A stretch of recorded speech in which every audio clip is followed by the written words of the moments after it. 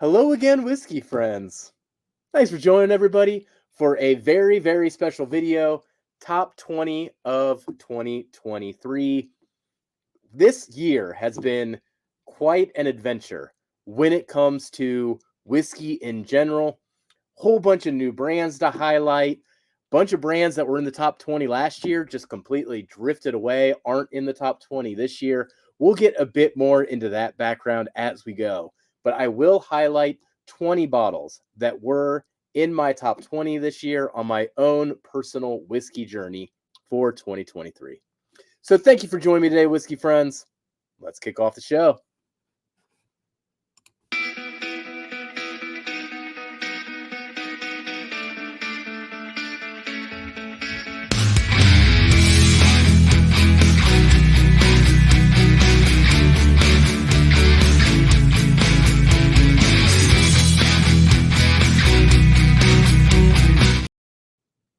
All right. So just like I like to do each time we get to hang out in this form, get myself a little dram here, and this is one of them that is in the top 20. So cheers, everybody.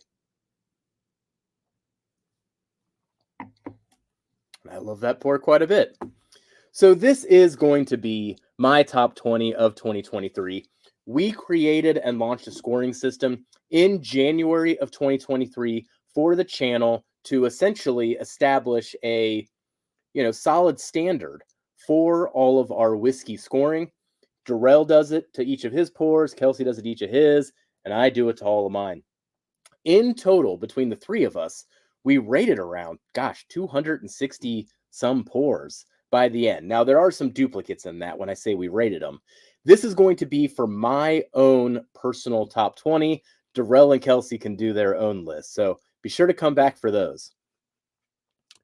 So as we go into that, first just establishing the general criteria to be in this best of 2023 list. First off, it had to be released in 2023. I debated this one quite a bit as we went through the year. There were some bottles I got, such as the Hardin's Creek or the Batch 9 Old Carter Rye, that I really, really loved, but they were technically 2022 releases that I got in 2023. I decided to treat this just like I do with music and coming up with the top 20 songs or top 20 albums of the end of the year. And it had to be released in 2023 to do so, which also discounted maybe potentially batches or blends or more generic releases that wouldn't have an official 2023 release date. It's also important that samples do not count at all. It has to be a bottle that I own and a bottle that I have spent substantial time with. Even before doing all these reviews, usually it's 3 or 4 pours deep before we record these scores. And last, and maybe this is controversial, but I don't think it is. This is my own personal journey when it comes to the whiskeys that I explored in 2023. But single barrels are eligible. Now, I understand when you highlight single barrels, other people experiencing that exact single barrel is maybe not going to happen and is improbable, but it does highlight brands then that are doing really good single barrels currently. With that in mind, though, there were things that I had in the top 5, top 10 last year. Don't even talk about anymore. An example would be the Lucky 7 Proprietor.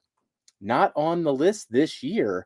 That was a big part of my 2022 story, and that brand isn't in my 2023 story. So when it comes to some of these brands too, just keep in mind, they come and they go. Now, overall, as I said at the top, Darrell and Kelsey, they'll have their own list. When it comes to my own personal list, there were 62 bottles that I reviewed and did our scoring system on in 2023 that had a 2023 release. Thus, when we're highlighting the top 20, it is the upper third of all of those reviews. All right, let's just launch into it. So we're going to get into the 20th bottle, and we are going to talk about Elijah Craig quite a bit. So starting off at number 20 with a score of 83 out of 100 at $85. I'm going to highlight the prices as we go through this too, because I do find that awfully interesting. But the B523, tell you what, the A123, that actually scored an 83 as well. There was a little bit of a log jam of bottles at the 83. What a great year for all of the Elijah Craig batches. And we are going to talk about Elijah Craig a couple times on this channel. But if you got any of the batches from Elijah Craig, especially if you're paying MSRP, you got yourself a great pour. The next one, this one might be unfamiliar to people. As of recording, I did see it in the New Riff gift shop if you are in Northern Kentucky and can get there. But I have been raving about this bottle all year. This one is called Silver Grove. And with Silver Grove here, this is coming out of New Riff. It's only 4 years old, $60. This one scored an 83 as well. What makes this one so unique is the mash bill. 65% corn, 30% malted rye, 5% malted barley. And when it comes to New Riff in general, I just simply adore their malted rye. So not too surprised that I also love a bourbon backed by the secondary grain being that malted rye as well. This next bottle was a big surprise for me. It blew me away for what it was, especially once again at the price, $70. I've seen some people get this for 65. But we're looking at the Penelope 9-year. So huge release from Penelope, the first big release after being acquired by MGP. And I was just really not that excited for this release going into it. And then lo and behold, it was love at first sip. The thing that sticks out to me in particular about this pour is the incredible mouthfeel. I think there's some areas where maybe the flavors are a bit muted, but it comes in strong on the finish and leaves you with a good last impression. Thus, the 83 here. I think this is my favorite release from Penelope thus far, and that would include a lot of the single barrels that I've had as well. A lot of these single barrels or picks, I should say. On to the next one. This one was a surprise too. Getting into Bardstown, as Bardstown has made this transition from their own distillate, from sourcing to their own distillate. What a pretty darn successful transition. Now, the one I have here, the mash bill is 78% corn, 10% rye, and 12% malted barley. Age 6 years, comes in at 120 proof. This thing is all strawberry shortcake for me, and I loved it. The only thing that held this one back a little bit for me was the price at $80. Be a lot more comfortable at $60, but still a really, really impressive pour. And if the Bardstown is scoring this high already at 6-year single barrels, what's going to happen next year when they're 7-year, the year after that when they're 8-year? I mean, I can see these being really, really coveted. And with the uniqueness and the variety of mash bills that I see going out there, there is going to be a whole lot to explore across Bardstown Bourbon Company. So really excited to see what they do. And I love that they made that successful transition to their own distillate. Other brands don't have that successful of a transition. They are hitting the ground running from year one here. The next one, near and dear to my heart, $99 price tag, though, is quite a bit, especially for a 3-year rye. But, oh, this was my favorite thing coming out of Hard Truth. And if there was a brand that really did define my 2023 experience, it probably is Hard Truth. I mean, I think I have about 8 bottles of Hard Truth opened, floating around this bar, all their different varieties. And what an amazing story for someone like Hard Truth, whose campus is awesome, by the way. I want to go there this summer, hang out, sit by a fire, listen to some loud music. Oh my gosh. I love Hard Truth. I drove 2 hours from Cincinnati just to buy some of these finished Hard Truths. This one is finished in PX Brandy.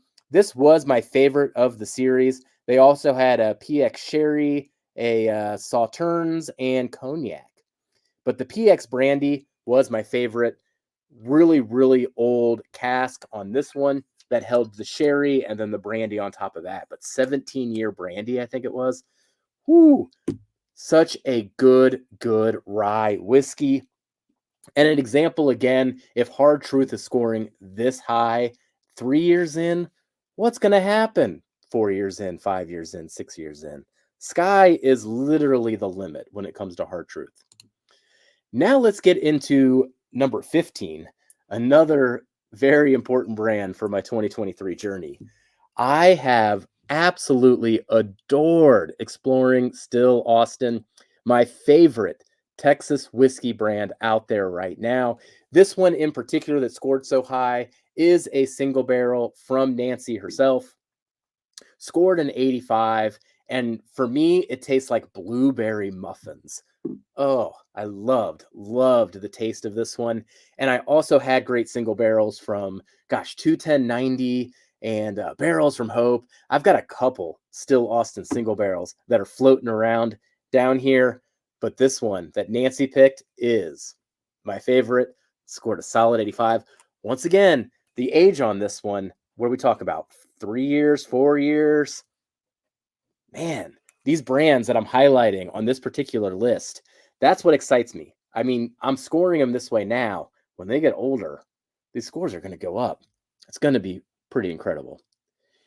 Now, getting into another brand that I adore, you always see them over my shoulder over here.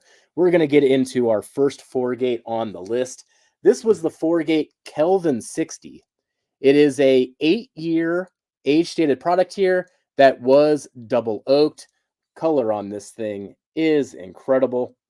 The first time I got to try this was at a bottle share, and it was one of those pours that stuck out, particularly because of its mouthfeel and its delicious finish. One of the best double oaked products that I think I've ever had. But as we go through this list, that might be kind of a theme as we get a little higher here. There's a couple things on here that have been double oaked, but a great release from Foregate celebrating the Kelvin anniversary there. Next one on my list was probably one of the most surprising bottles that I came across. Talk about a random thing. Didn't expect to love this as much as I did, but another one that I've been talking about for quite a bit this year. It's the Magi, a blended rye whiskey coming out of Cat's Eye, and it is distilled in Canada and Indiana. The Canadian rye in this is 21 years old. The MGP in this is 6 years old. And then it's finished in port and sherry and is bottled at 107 proof. Oh man, this is an utterly delicious rye. For me, the berry flavor bombs throughout the palate were nonstop, and getting that so distinctly on a rye combined with the age of that Canadian whiskey that's in there as well. This blend did it for me. I loved raving about this one all year. All right. Number 12. Another surprise for the year. So this one I got to try when I went to Summer Jam, which was the Mash and Journeys meetup back in August at Sagamore. And they brought in Baltimore distilleries or I guess Maryland distilleries, to give us samples during that event. And that's where I got introduced to Old Line. So Old Line is sourcing their whiskey, their single malt here from Ohio. I think Middle West is what I've heard. And I went through all of the samples at this booth. They had a couple that were finished, they had a cast strength, and then they had a single barrel. I absolutely loved that single barrel. And then when we went to dinner after the event at a bar called Barflies, they had a single barrel that they were selling for $50. Tastes like Hershey syrup, which is such an interesting thing for an American single malt to begin with. And then since then, implying that it does come from Middle West, I did get some samples of Middle West later in the year, particularly the Pumpernickel Rye. I have a single barrel of the Pumpernickel Rye on the way. Can't wait to get to that. But man, it's weird to have a brand like Old Line, then put another distillery on your radar. Now I want to explore them too. But if you are around and you can get some Old Line, do not sleep on this brand. It is fantastic. All right. Next one, coming in at 86 as well. This is an expensive one. So we've highlighted some that are a bit expensive here. This is another $200 one. I was just lucky to get this in an online sale quick trigger finger. This is my steady hand, and this is my trigger finger hand. The 13th colony, though, this is the double oaked version. This comes in at 136.8 proof. I got to try samples of last year, which I loved. This year blew me away even harder. Tell you what, it would have scored a little higher if it wasn't for that $200 price tag. If it was priced like last year's version, this would be a little further on the list. But this was a big hype bottle of 2023. And for me, lived up to it, coming in at 11 for the year. Now let's get into the top 10. This one here, big thank you to Wise Guy Whiskey Stew for this recommendation. But we're going to get into some Nashville Barrel Company. Nashville Barrel Company was one of the brands on the list last year, particularly with a pick called Houdini from the Mash and Journey Club. This one is a 10-year Kentucky single barrel. So this isn't their MGP stock. This is coming from Kentucky. Now, where exactly this distillate's coming from, I am not sure. Stu and I thought it was turkey. Kelsey got to try it, and he was like, oh, I don't think it's turkey. He's the turkey head, so maybe I got to believe him. But there is this great oak and earthiness to this one that I love. Was a leap of faith to buy it for $200, but then here we are. It is in the top 10, and I have been sharing the heck out of this one. This one is not going to last too much longer. Now let's get to number 9 and our second appearance from New Riff. As I said off the top with the Silver Grove, their malted rye product is consistently my favorite thing that New Riff comes out with.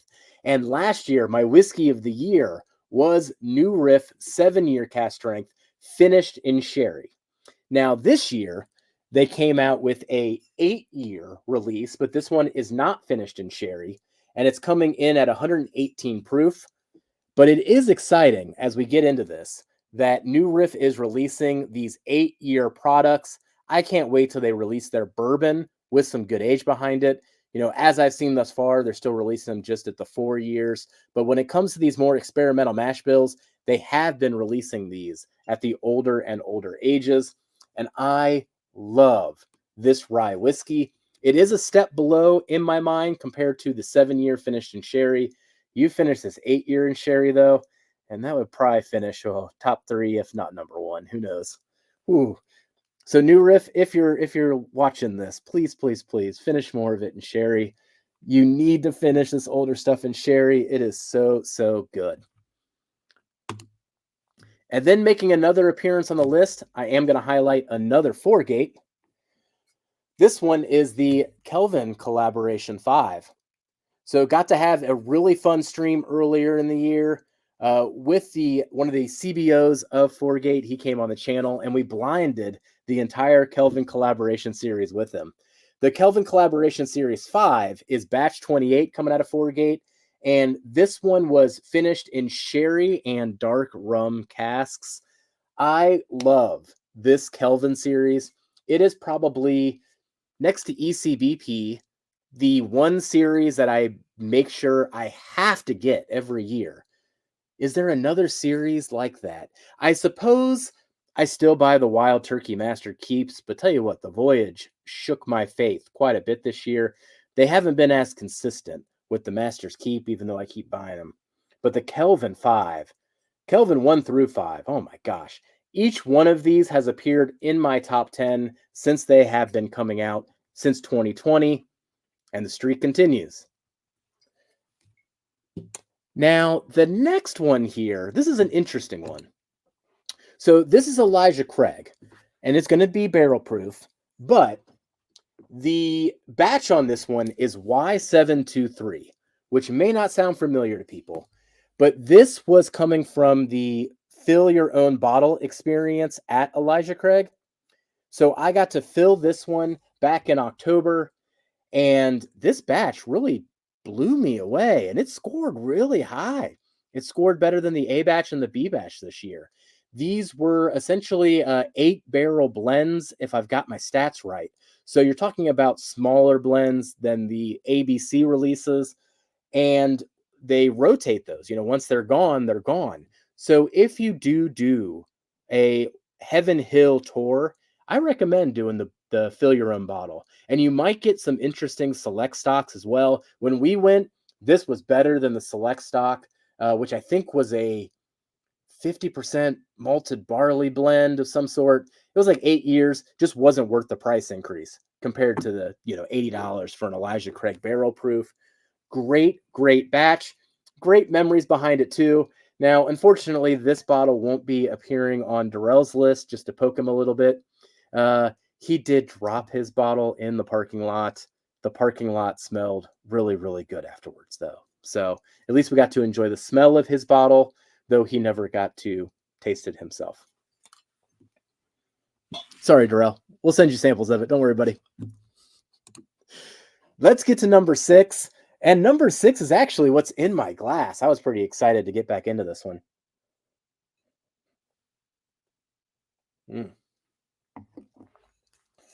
Gosh, I love that. So this is the Legion Yamazaki.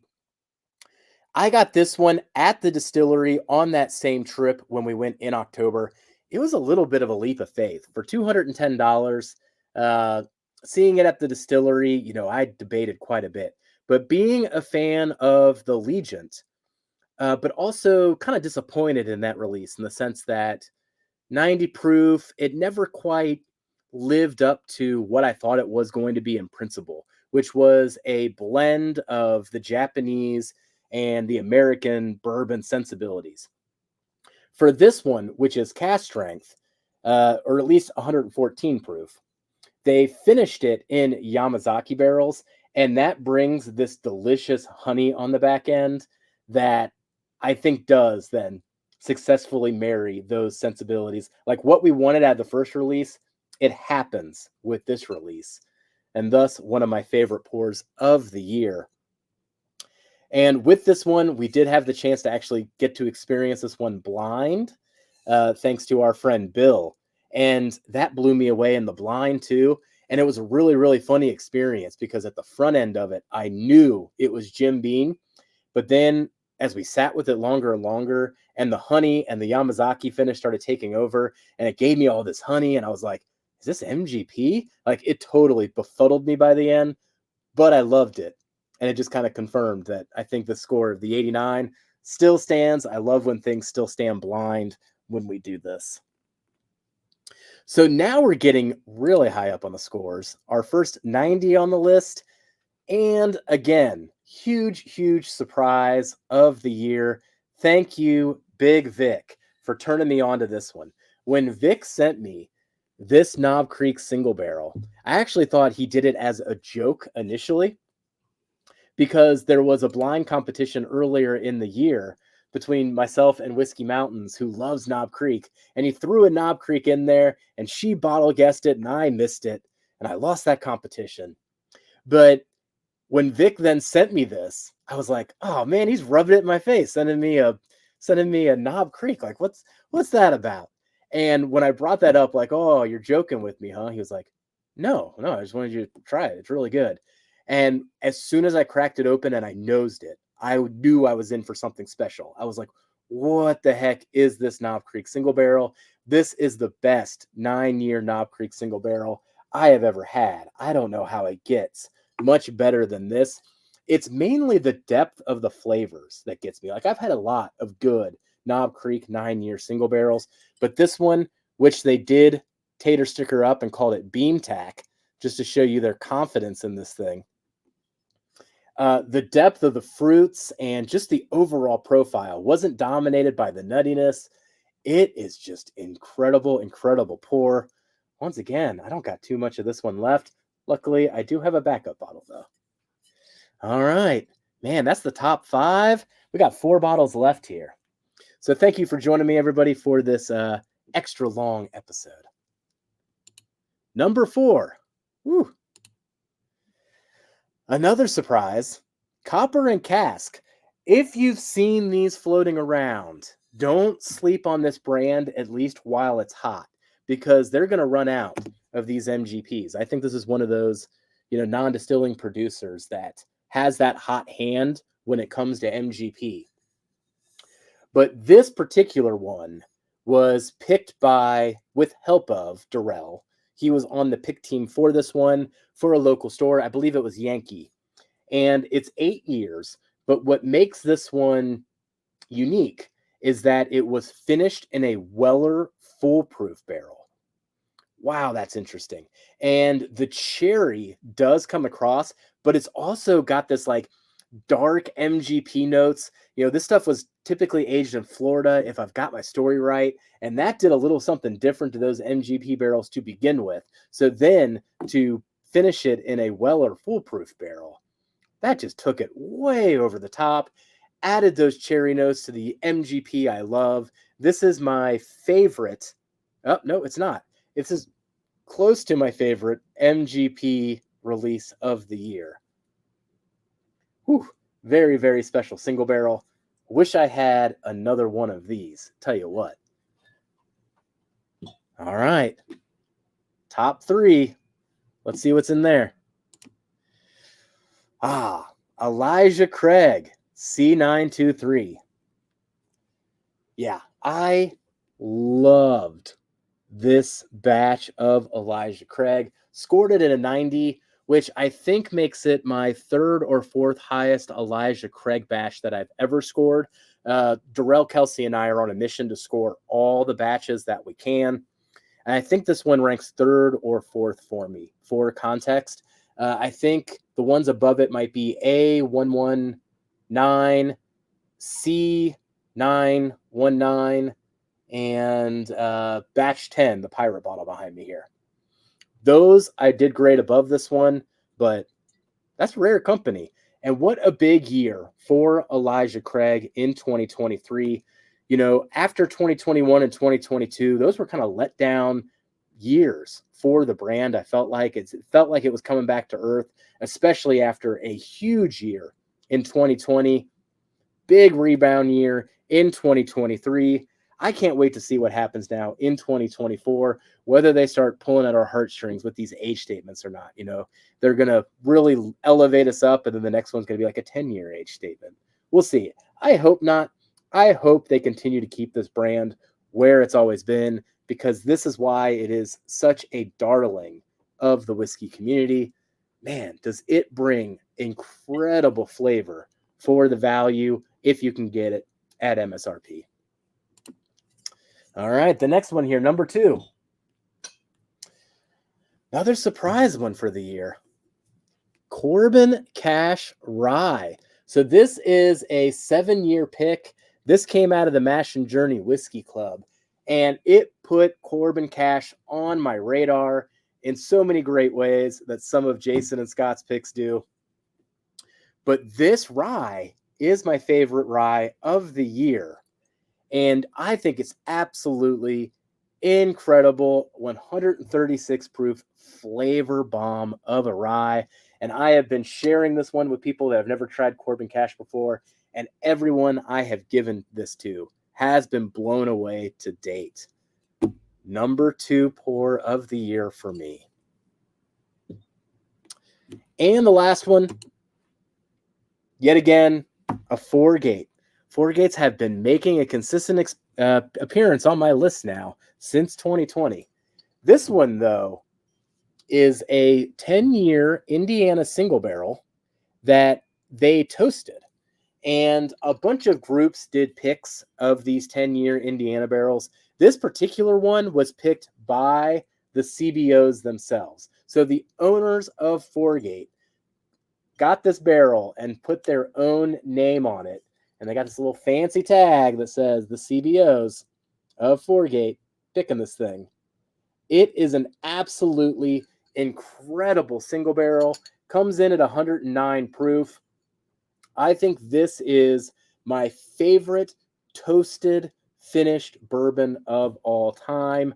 I typically and have been a critic of toasted bourbons in the past because I don't think they typically have the depth of the flavor after the toasting process. Man, this one defied me though. And when I got the tip to go pick this one up, I got it from, I got it from somebody who typically doesn't like bourbons in general. So when he called me up and he was like, "You need to go pick this up right away," I think I just like dropped everything and went to Party Source and went and picked it up. Oh man. So thank you so much, Top Shelf Dustin, for that tip. You are responsible for my number one bourbon of the year. So thank you, buddy. And think about that as we go through this list here. Top Shelf Dustin, got Jason and Scott. You got a Darrell pick.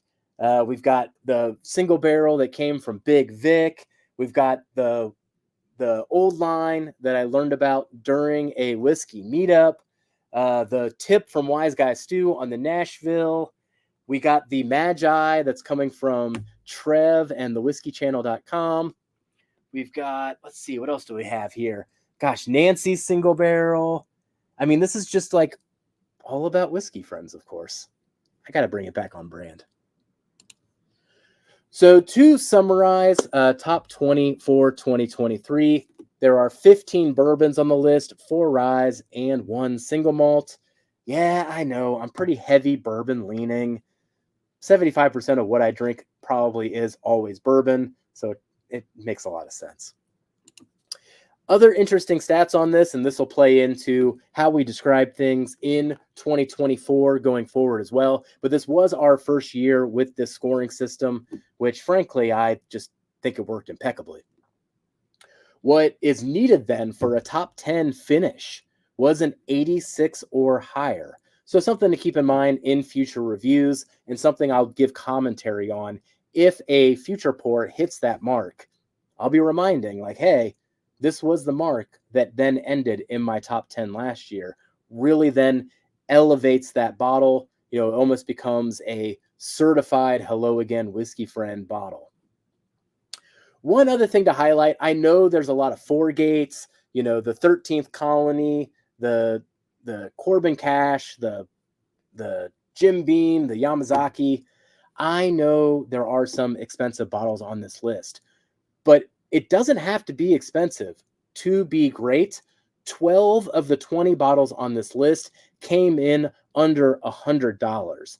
And if you took that down further, I think 8 of them are between the prices of $60 to $70. So you can go back through the list. That's why I put those prices on there.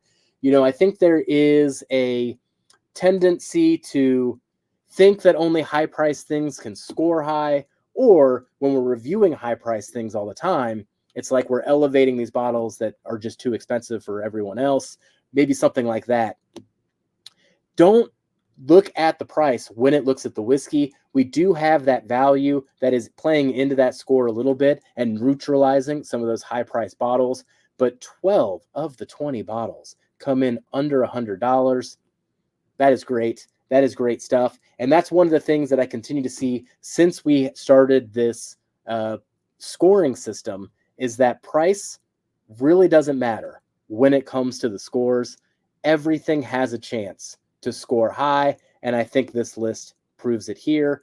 But a lot of those great values are in the single barrel category. So keeping your ear to the ground, having some whiskey friends to tip you off, it does pay off in the end for getting some good whiskey in your collection.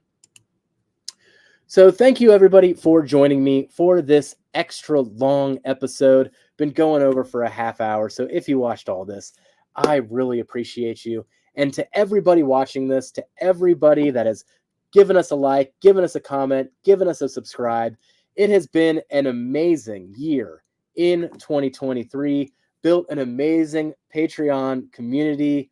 Oh, we've had so much fun, and we are going to have even more fun in 2024.